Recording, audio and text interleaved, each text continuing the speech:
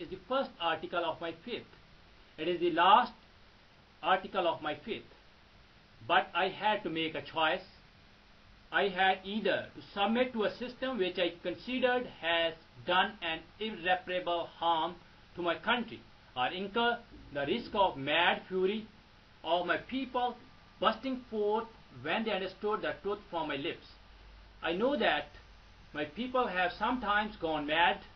I am deeply sorry for it.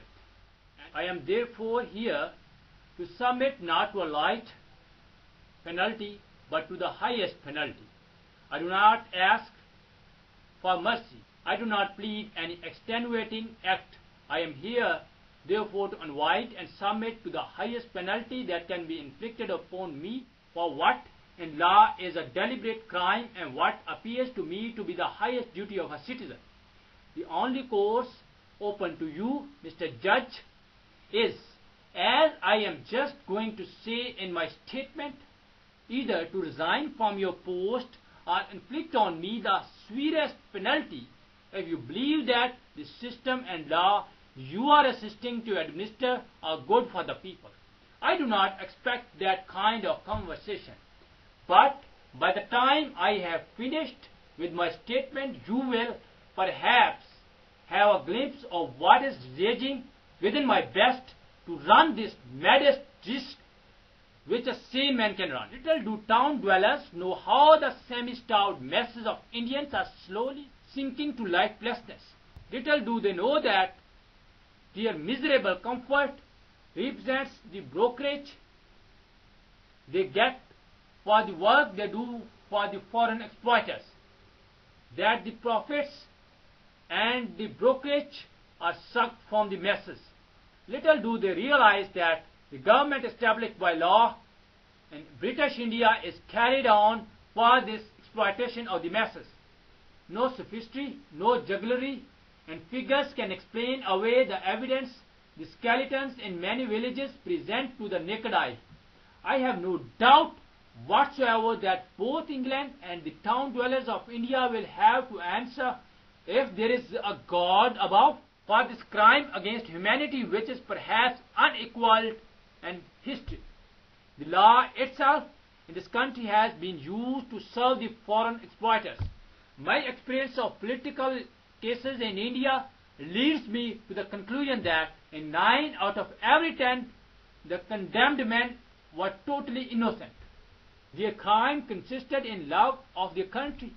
In 99 cases out of 100, justice has been denied to Indians as against Europeans in the courts of India.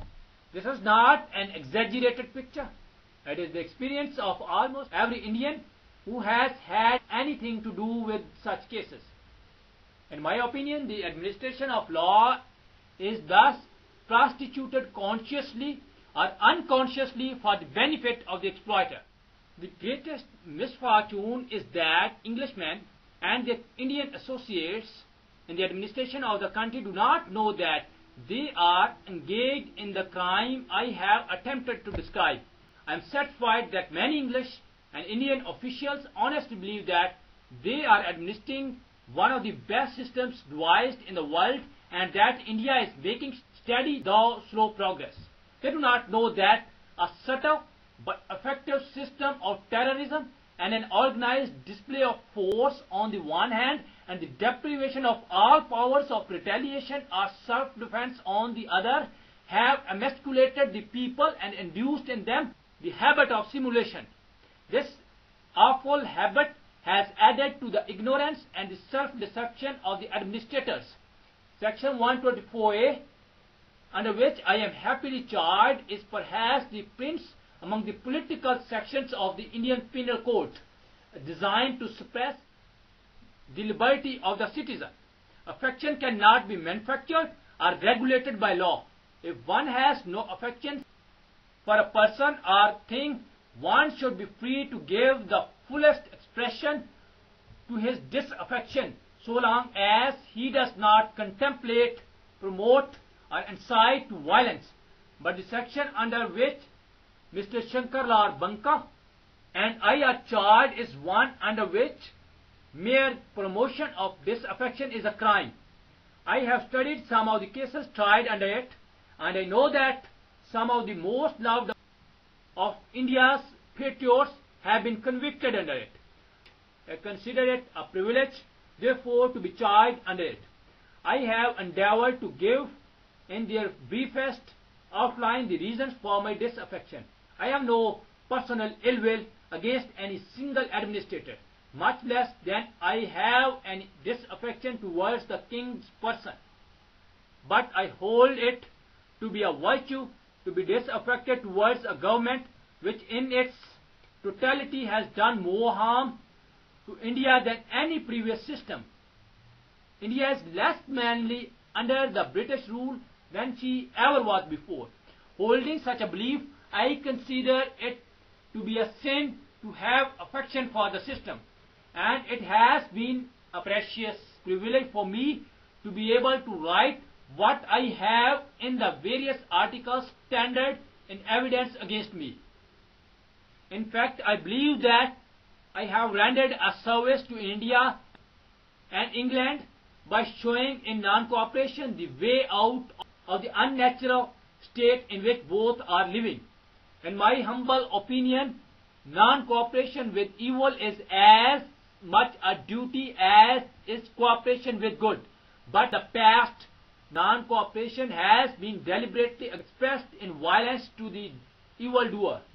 I am endeavoring to show to my countrymen that violent non-cooperation only multiplies evil, and that as evil can only be sustained by violence, withdrawal of support of evil requires complete abstention from violence. Non-violence implies voluntary submission to the penalty for non-cooperation with evil. I am here, therefore, to invite and submit cheerfully to the highest penalty that can be inflicted upon me for what in law is deliberate crime, what appears to me to be the highest duty of a citizen. The only course open to you, the judge and the assessors, is either to resign your posts and thus dissociate yourself from evil if you feel that the law you are called upon to administer is an evil and that in reality I am innocent, or to inflict on me the severest penalty if you believe that the system and the law you are assisting to administer are good for the people of this country, and that my activity is therefore injurious to the public weal.